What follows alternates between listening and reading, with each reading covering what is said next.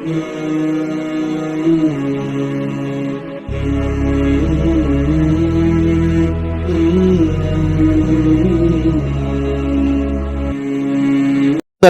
علیکم ورحمۃ اللہ وبرکاتہ۔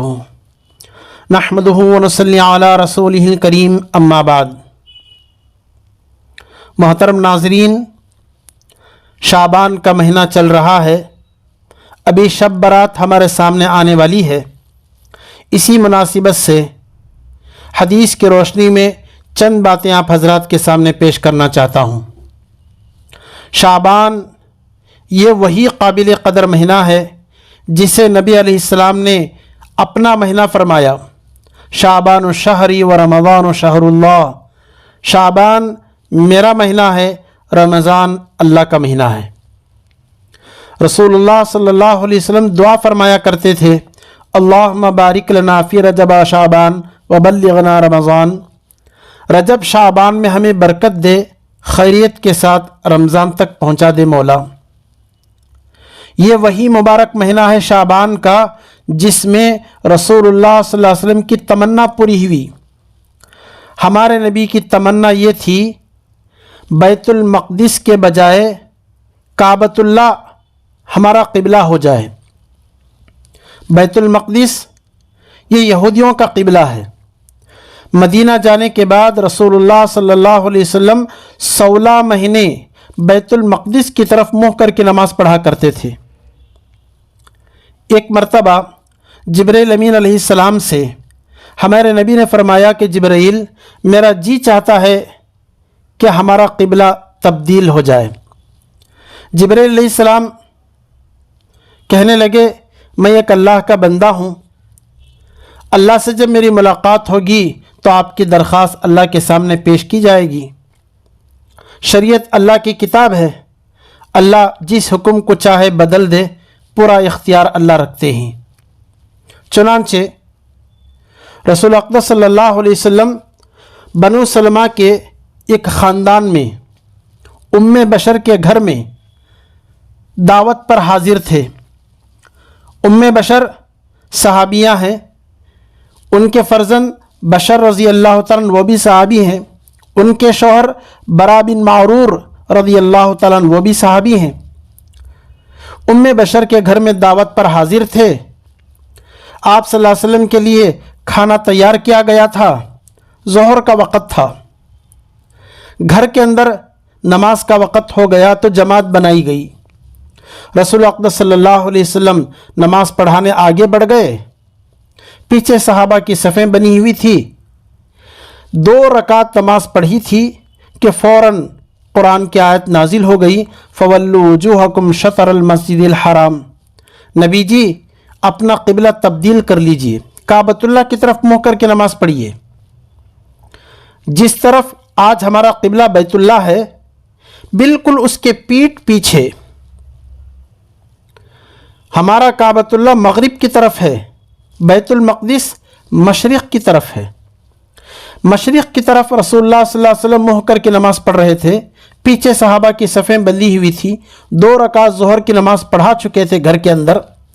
قبلہ تبدیل ہوا تو رسول اللہ صلی اللہ علیہ وسلم نماز ہی کی حالت میں صحابہ کے سامنے تھے، بالکل اس طرف پیچھے آ کر کے قبلہ مغرب کی طرف رخ کرتے ہوئے کھڑے ہو گئے۔ صحابہ نے اپنی اپنی صفیں یوں ہی بدل لی۔ یہ جو ہے ہمارے نبی کی تمنا پوری ہوئی، قبلہ ہمارا تبدیل ہوا شعبان کے مہینے میں۔ اللہ کے نبی علیہ السلام کی بہت آرزو تھی کہ ہمارا قبلہ تبدیل ہو جائے۔ الحمدللہ قیامت تک ہم مسلمانوں کا قبلہ کعبۃ اللہ رہے گا۔ یہ وہ شعبان کا مہینہ ہے جس میں امت کے لیے ایک بہت بڑی سہولت اور آسانی کا حکم دیا گیا، یعنی تیمم کا مسئلہ شعبان کے مہینے میں نازل ہوا۔ واقعہ یہ تھا، ام المومنین حضرت عائشہ صدیقہ رضی اللہ عنہا بیان فرماتی ہیں، غزوہ بنو المصطلق کا ہمارا سفر تھا۔ واپسی پر ذات الجیش پر جب ہم پہنچے تو اس وقت میرے گلے سے ہار ٹوٹ کر نیچے گر گیا۔ رات کا اندھیرا تھا۔ रसूल अक़दस सल्लल्लाहु अलैहि वसल्लम वहीं ठहर गए। सहाबा से कहने लगे, हार कहाँ टूट कर गिरा है, तलाश करो।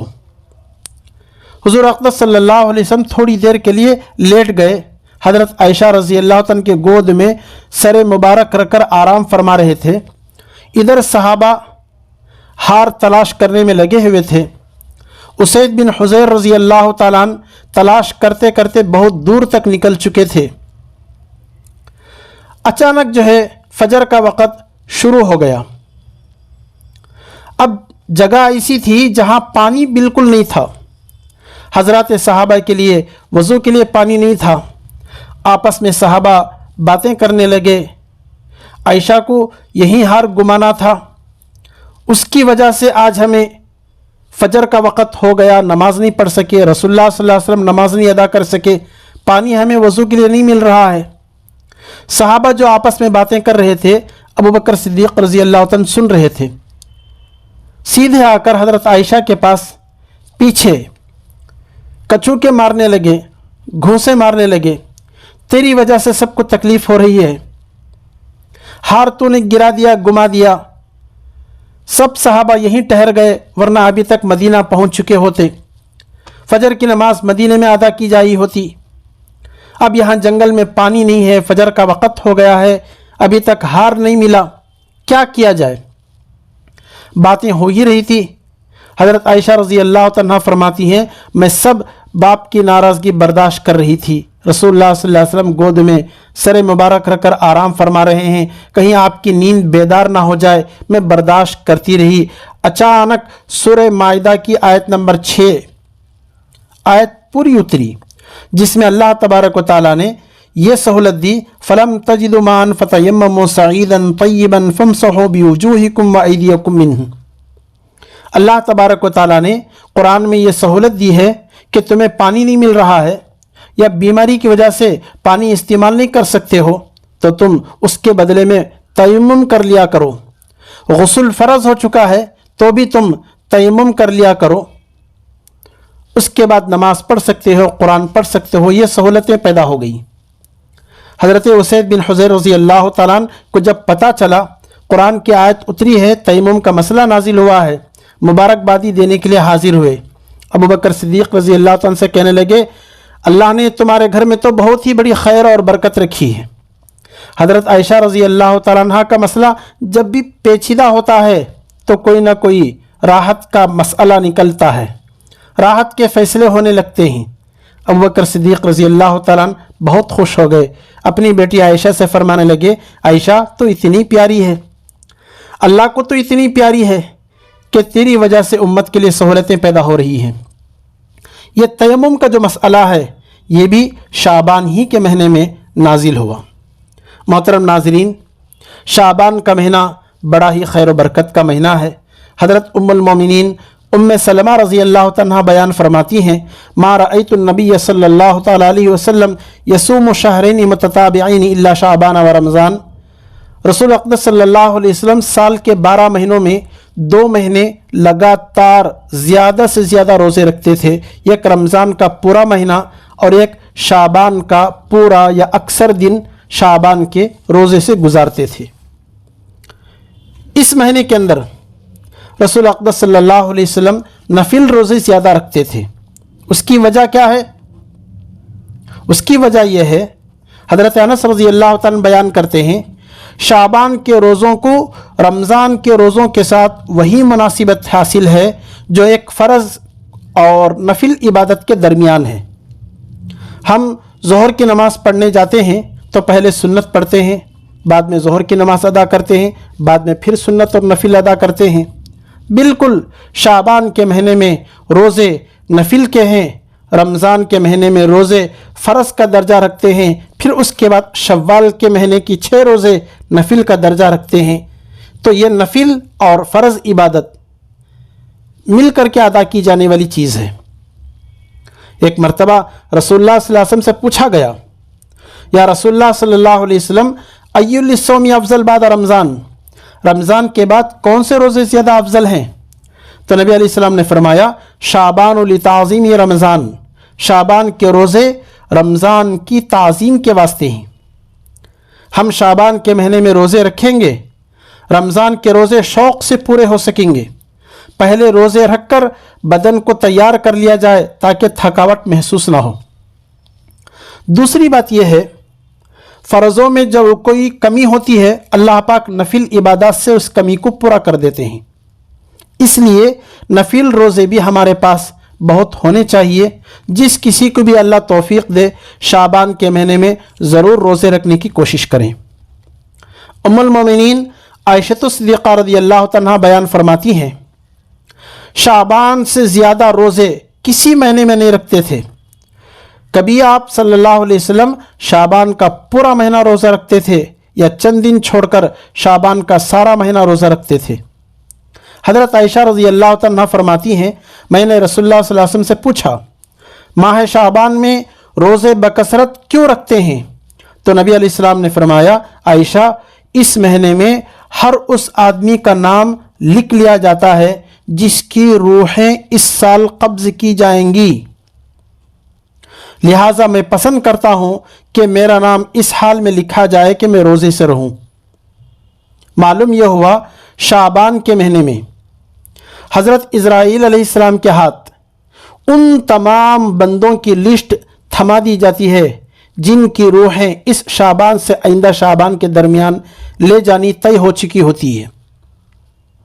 محترم ناظرین، تیسری وجہ یہ ہے، اسامہ بن زید رضی اللہ عنہ بیان کرتے ہیں، جس قدر آپ صلی اللہ علیہ وسلم شعبان میں روزے رکھتے تھے اس قدر میں نے رسول اللہ صلی اللہ علیہ وسلم کو کسی اور مہینے میں روزے رکھتے نہیں دیکھا۔ میں نے پوچھا، یا رسول اللہ صلی اللہ علیہ وسلم اس کی وجہ کیا ہے؟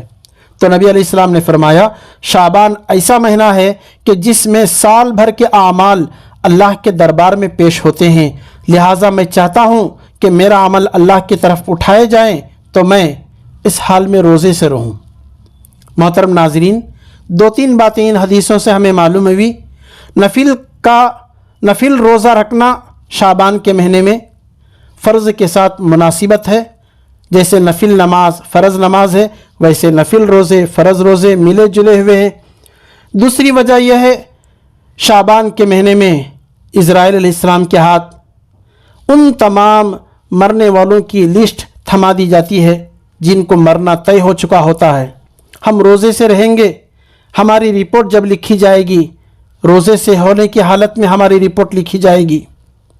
تیسری وجہ یہ ہے، سال بھر کے اعمال شعبان کے مہینے میں اللہ کے دربار میں حاضر ہوتے ہیں۔ ہمیں چاہیے کہ ہم شعبان کے مہینے میں زیادہ سے زیادہ روزہ رکھنے کی کوشش کریں۔ محترم ناظرین، شعبان کے مہینے میں 15ویں رات آتی ہے جسے ہم شب برات کہتے ہیں۔ شب برات کے تعلق سے میں چند حدیثیں آپ کے سامنے پیش کروں گا، آپ غور سے سنیں، یہ رات بڑی خیر و برکت والی رات ہے۔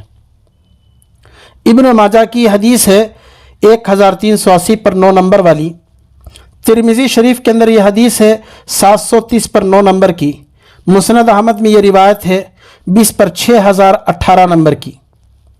ام المومنین عائشہ صدیقہ رضی اللہ عنہا فرماتی ہیں، شب برات کے تعلق سے یہ حدیثیں ہیں، ایک رات نبی علیہ الصلوۃ والسلام میرے پاس میرے بستر میں لیٹے ہوئے تھے۔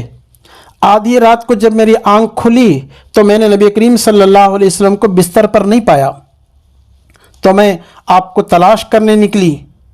آپ کو میں نے مدینے کے قبرستان جنت البقیع میں پایا۔ آپ اپنا سر آسمان کی طرف اٹھائے ہوئے تھے۔ جب آپ نے مجھے دیکھا تو فرمایا، عائشہ، کیا تو یہ گمان کرتی ہے اور ڈرتی ہے کہ اللہ اور اس کے رسول تم پر ظلم کریں گے تیری باری کے دن دوسروں کو دے کر؟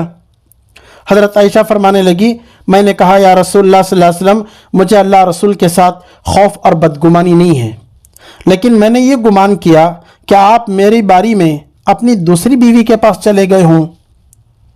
یہ سن کر رسول اللہ صلی اللہ علیہ وسلم نے ارشاد فرمایا، اللہ تبارک و تعالی 15 شعبان کی رات اس دنیا کے آسمان پر نزول فرماتے ہیں، قبیلے بنو کلب کی بکریوں کے بالوں کی تعداد کے برابر لوگوں کی مغفرت کرتے ہیں۔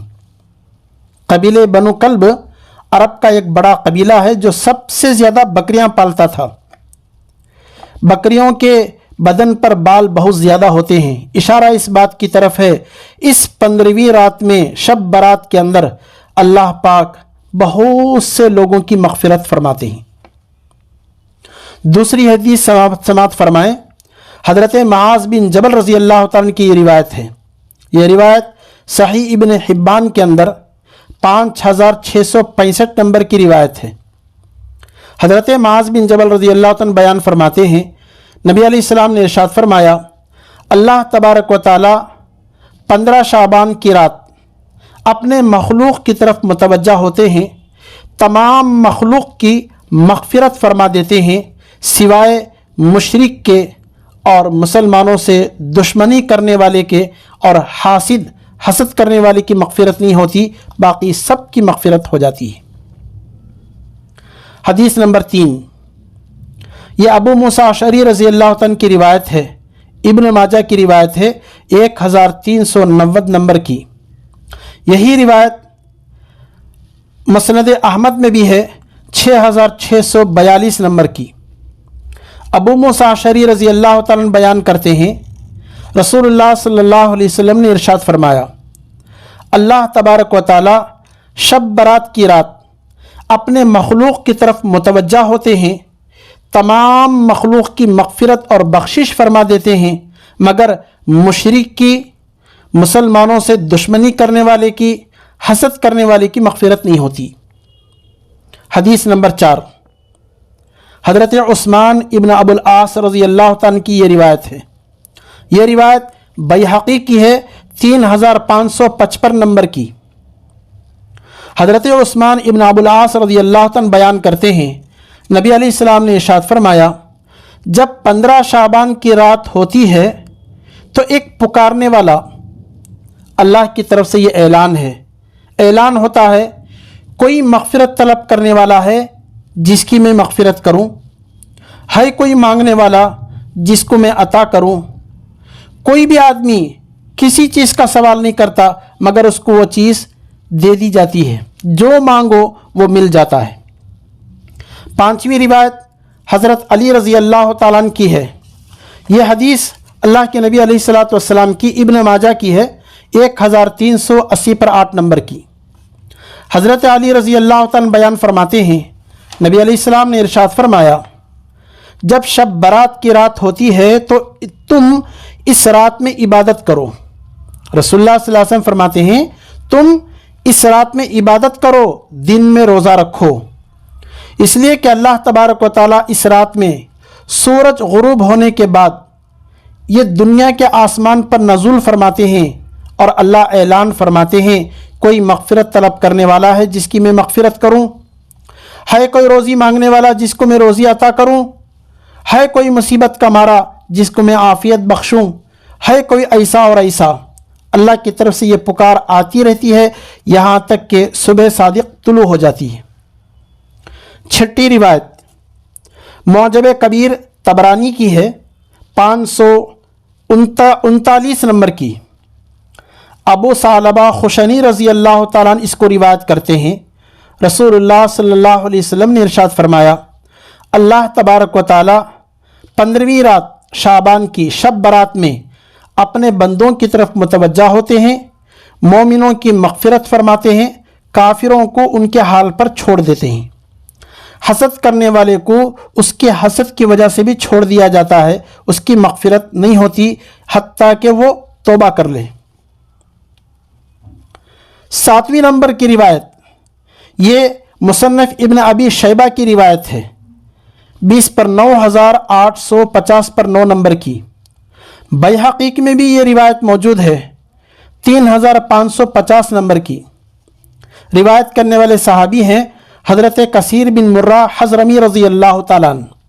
وہ بیان کرتے ہیں، نبی علیہ السلام نے ارشاد فرمایا، شعبان کی 15ویں رات اللہ تبارک و تعالی مسلمانوں کی مغفرت فرماتے ہیں، مشرک کی مغفرت نہیں ہوتی، لوگوں سے دشمنی کرنے والے کی مغفرت نہیں ہوتی، حسد کرنے والے کی مغفرت نہیں ہوتی۔ 8ویں روایت ام المومنین عائشہ صدیقہ رضی اللہ تعالیٰ عنہ فرماتی ہیں، یہ حدیث بیہقی کی ہے 3556 کی۔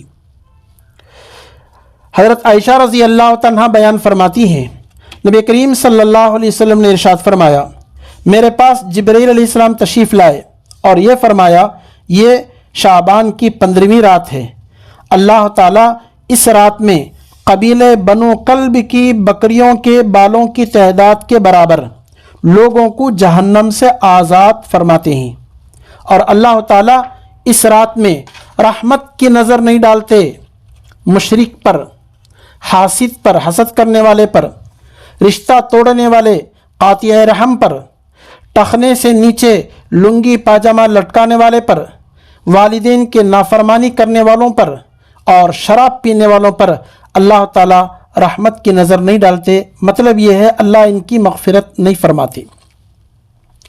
اور ایک حدیث ہے بیہقی کی 3550 پر 4 نمبر کی روایت ہے، حضرت عائشہ رضی اللہ عنہا بیان کرتی ہیں، ایک رات رسول اللہ صلی اللہ علیہ وسلم بستر سے اٹھ کر کھڑے ہوئے نماز پڑھنے لگے، چنانچہ آپ نے لمبا سجدہ کیا، بہت دیر تک سجدے میں رہے، یہاں تک کہ مجھے یہ گمان ہوا کہ آپ کا انتقال ہو گیا۔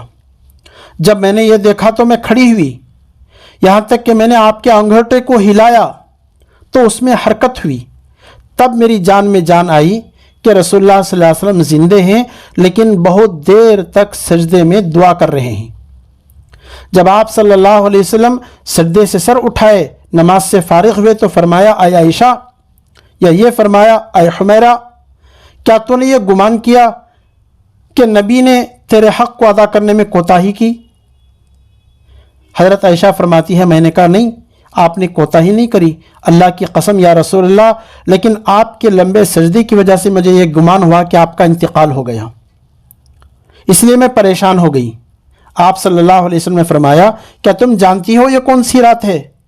اللہ تبارک و تعالی 15ویں شعبان شب برات کی رات میں اپنے بندوں کی طرف متوجہ ہوتے ہیں، مغفرت طلب کرنے والوں کی مغفرت فرماتے ہیں، رحم چاہنے والوں کے لیے رحم کا فیصلہ فرماتے ہیں، کینہ حسد کرنے والوں کو ان کی اپنی حالت پر چھوڑ دیتے ہیں، یعنی ان کی مغفرت نہیں ہوتی۔ یہ 9 حدیثیں میں نے حدیث کی کتابوں سے آپ کے سامنے ذکر فرمائی ہیں۔ ان حدیثوں سے چند باتیں ہمیں معلوم ہوئی۔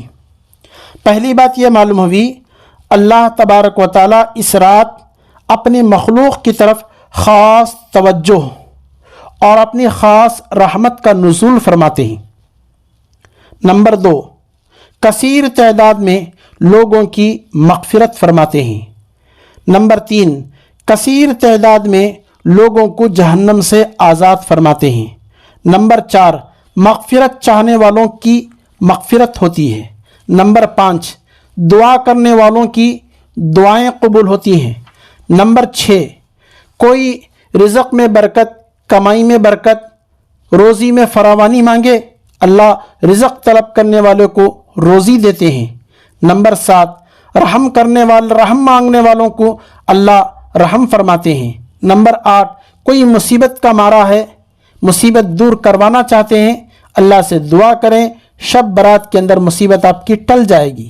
نمبر 9، جنت البقیع قبرستان گئے تھے، اس لیے قبرستان جانا، وہاں جا کر کے میت کے حق میں دعا کرنا، یہ مستحب عمل ہے۔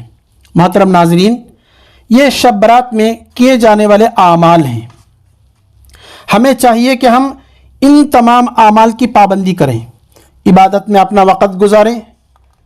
اس کے بعد قبرستان زندگی میں کبھی آپ کو موقع ملا، 1-2 مرتبہ قبرستان جانا نصیب ہوا، اس سنت پر عمل کرنے کی پوری کوشش کریں۔ تیسرا عمل یہ ہے، عبادت کا خاص اہتمام کریں۔ اس بابرکت رات میں رحمت خداوندی سے محروم کون کون ہوں گے؟ مشرک محروم ہوگا، مسلمانوں سے دشمنی کرنے والے محروم ہوں گے، خودکشی کرنے والے محروم ہوں گے، زنا کرنے والے محروم ہوں گے، مسلمانوں سے بغض رکھنے والے محروم ہوں گے، حسد کرنے والے، دیکھ کر جلنے والے محروم ہوں گے، رشتہ توڑنے والے محروم ہوں گے، والدین کے نافرمانی کرنے والے محروم ہوں گے، شراب پینے والے محروم ہوں گے، ٹخنے سے نیچے لنگی پاجامہ لٹکانے والے محروم ہوں گے۔